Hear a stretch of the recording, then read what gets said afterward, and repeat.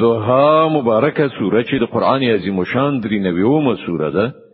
په مکه معظمه کې را نازله شوې ده یولس مبارک آیاتونه لري تلاوت او پښتو ترجمه یې له لومړي آیت څخه اوري بسم الله الرحمن الرحیم د الله په نوم چې ډیر زیات مهربان پورا رحم لرونکی دی والضحى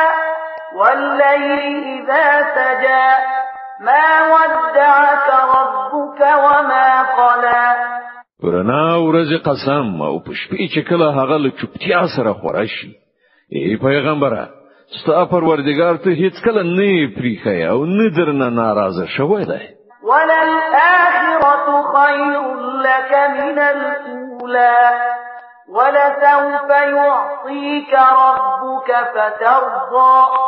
ورومروست لپاره آخرت له دنیا څخه ډیر ښه دی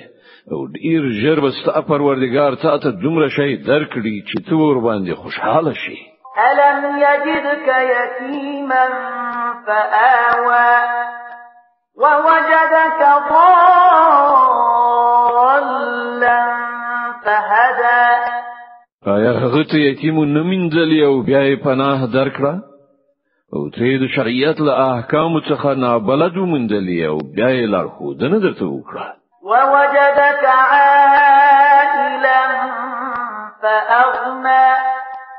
فأما اليتيم فلا تقهر وأما السائل فلا تنهر وأما بنعمة ربك فحدث او ته به وزلې ومنځلی او بیا یې شتمن کړې نو پر یتیم باندې قهر مکوه او سوالګر مرټه او د خپل پروردگار د نعمت څرګندونه وکړه